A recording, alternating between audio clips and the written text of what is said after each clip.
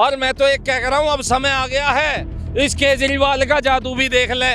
इसे ले जाओ पाकिस्तानियों, केजरीवाल को ले जाओ पाकिस्तान में, देखो फिर ये तुम्हें बिजली पानी दे देगा वहां पर जाकर। केजरीवाल जी के लिए अब आई है एक बढ़िया स्कीम, केजरीवाल को पाकिस्तान भेजो और जाकर बिजली का संकट खत्म करवाओ। हम देखें इसमें कितना दम है। आप मजाक कर रहे हैं क्या? पाकिस्तान जो कटोरा खान कटोरा लेके भीख मांगता फिर रहा है। मैं एक ही बात कहूँगा इस विषय में कि ये जो 8:30 बजे का आप जो बता रहे हैं कि लाइट जो बंद करने का कार्य हो रहा है, ये ब्लैकआउट की रिहर्सल तो नहीं कर रहे हैं? ये भारत को सोचना चाहिए। क्या पाकिस्तान इस आड़ में, अपनी गरीबी की आड़ में, क्या ब्लैकआउट की रिहर्सल तो नहीं कर रहा है? क्या कोई बड़ी साजिश तो भारत के खिलाफ नहीं कर रहा है? या भूल जाते हैं आज़ादी के समय ना इनको 65 करोड़ रुपए भी हम ही लोगों ने ना भीख में दिए थे। ये उस 65 करोड़ को भी ना हमारे ऊपर युद्ध पे इस्तेमाल करने वाले लोग थे। तो मैं इसीलिए बार बार कह रहा हूँ, ये 8:30 बजे जो बत्ती बंद करने का जो इनका फॉर्मूला चल रहा है ना, ये ब्लैक आउट की ट्रेनिंग तो नहीं दे रहे हैं अपने आम नागरिकों को कि आने वाले समय में जब युद्ध छिड़ेगा तो जनता घबराए नहीं, इनकी भिखारी जनता जो कटोरा लेके एक दूसरे का मुंह देखती है।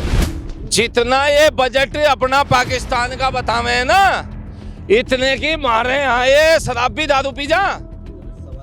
सही बता रहा हूँ तुम्हें, हकीकत में। और बुरा ना मानियो भाई, शराब पीने वाला आदमी तो शराबी तो कहलाता ही है।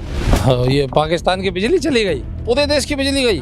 अरे वाह वाह वाह वाह। जब सुई धागा इन्होंने बनाया नहीं आज तक, एक सुई इन्होंने देश में आज तक बनानी नहीं सीखी। क्या सिखाया है?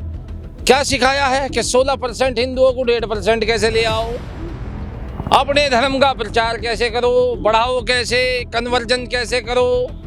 बच्चों को एक शुरू से ही शिक्षा दे दी जाती है कि बस तुमने कुछ नहीं करना, जाकर जुम्मे में पत्थर चलाने हैं।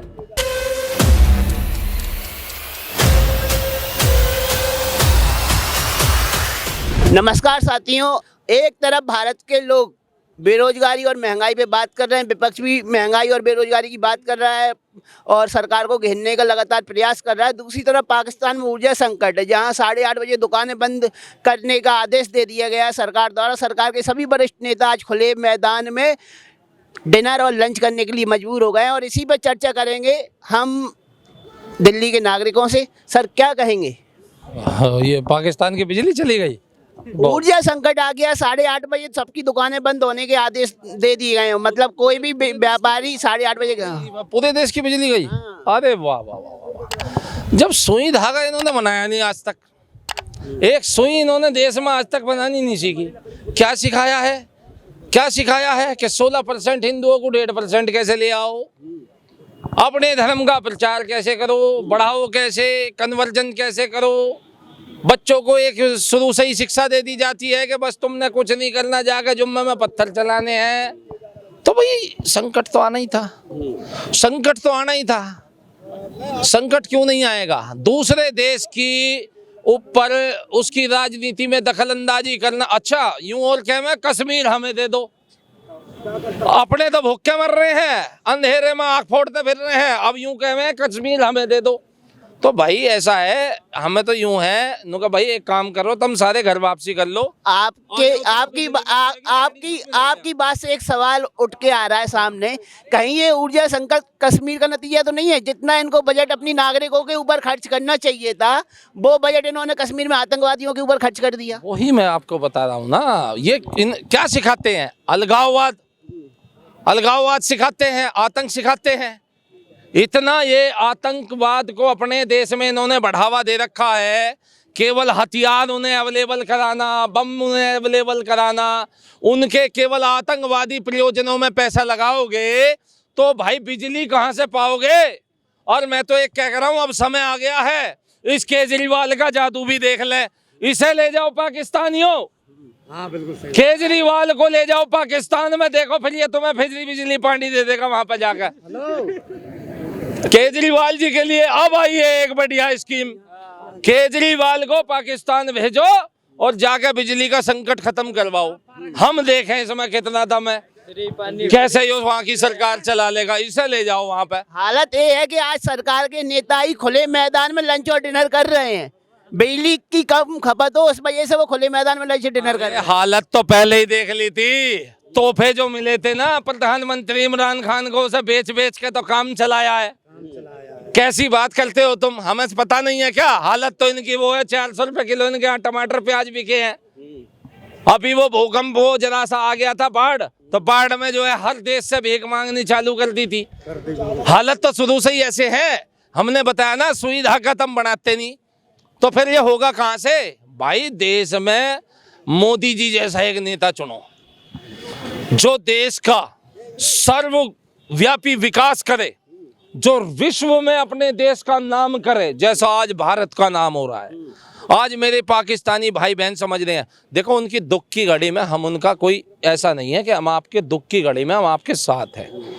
और हम चाहेंगे कि भारत सरकार, भाई अफगानिस्तान की भी मदद करी थी, ठीक है, थोड़ी बहुत इनकी मदद हो जाए तो कर दो, कोई वो नहीं है, हम तो बहुत सहिष्णु लोग हैं भाई।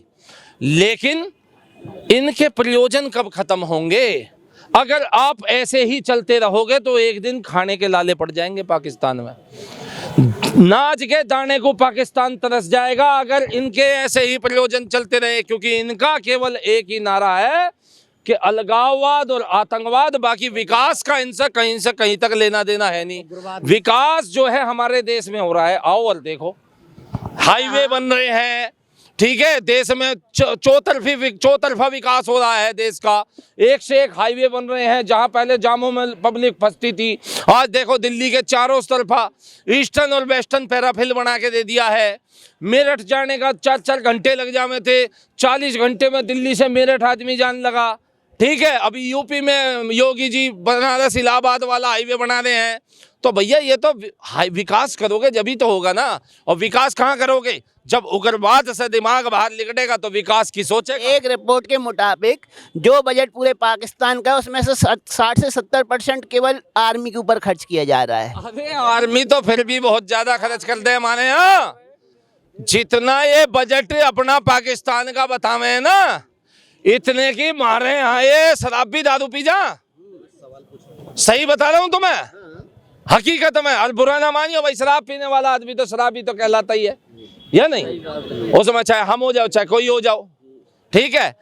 हालांकि नशा पत्ता सबको छोड़ना चाहिए। दूसरी बात, हमारे रतन टाटा का जितना टर्नओवर है ना, वो भी पाकिस्तान की पूरी इकोनॉमी से ऊपर है, केवल एक अकेले रतन टाटा का। अभी हमने अडानी नहीं बताया, मुकेश अंबानी नहीं बताया, अभी हमने और तुम्हें नहीं बताया जो हीरो के व्यापारी अपना गुजरात में बैठे हैं, मोटा भाई है, वहाँ मोटा भाई बोलते हैं सभी व्यापारियों को।